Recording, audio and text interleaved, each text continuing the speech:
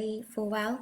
I'm a nutritional therapist and I'm going live every day at 4 o'clock to give you some top tips to support your health and weight in lockdown.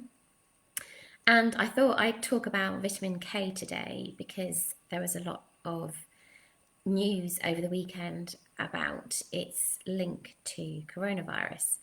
So it appears that researchers have discovered that people who have had the most severe outcomes having contracted the coronavirus are deficient in vitamin K. And this is something we can easily get through our diets.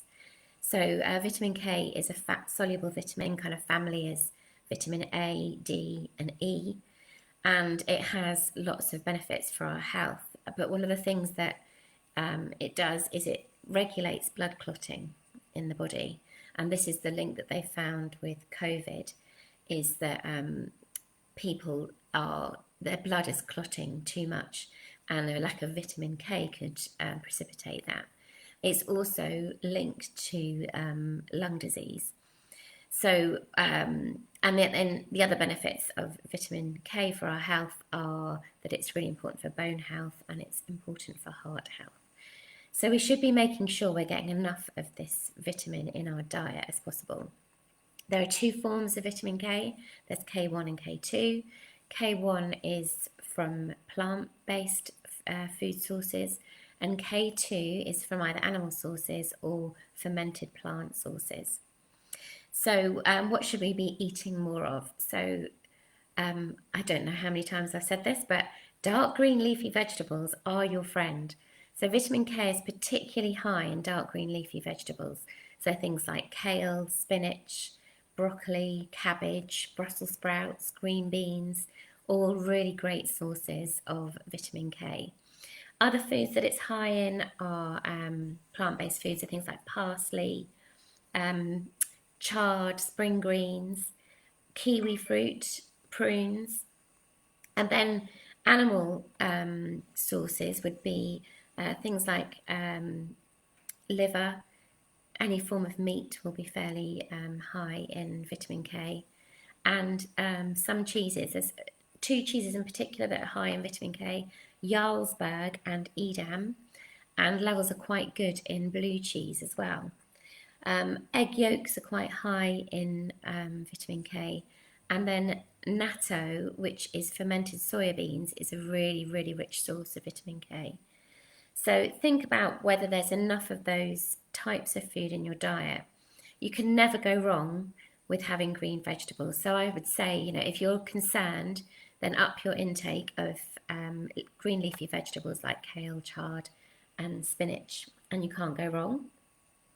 And then my top tip for encouraging the body to absorb vitamin K is to have it alongside fat. So it's a fat-soluble vitamin, so it's much better absorbed by the body if it's consumed alongside fat.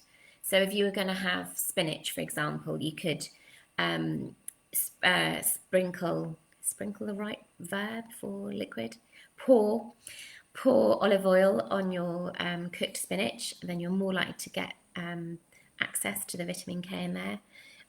Or you could have walnuts chopped into a spinach salad. You could have blue cheese with broccoli. That would be really delicious. But always think, whenever you're having something, you're trying to get fat-soluble vitamins from it, that will be much better achieved if you eat it with some fat. So most fat-rich foods are high in fat-soluble vitamins. So vitamin E is really high in nuts and seeds. So yeah, think about if you're eating those dark green leafy vegetables, have some fat with it. You can buy supplements of vitamin K. They're often in conjunction with other fat-soluble vitamins. So there's a range of vitamin D sprays that I often recommend, and you can get a D and a K2. So that's the other thing. If you're getting it in supplement form, try and get the K2 form, because that's much more bioavailable than K1. And yes, and then the final thing to say is all our fat-soluble vitamins need to be in balance with each other. So if you're taking a really high-strength vitamin D supplement, your vitamin K levels are likely to become depleted. So the safest thing to do is to have a fat-soluble vitamin, a multivitamin with all the fat-soluble vitamins in it. The problem is they often aren't high enough when they're a broad spectrum to have any impact. So think about, if you're going to take vitamin K, I would probably take vitamin D as well. It's very difficult. You can't actually get vitamin K levels tested. What they do test is the rate at which your blood is clotting, and that will give them an indication as to whether you're vitamin K deficient. So hopefully that's been useful. Another cry out for eating more dark green leafy vegetables. It's the best thing you can do for your health from so many perspectives. And yeah, I'll be back tomorrow at 4 with some more top tips. Thanks for listening. If you found this useful, please share and do ask any questions if you have them. Thanks. Bye.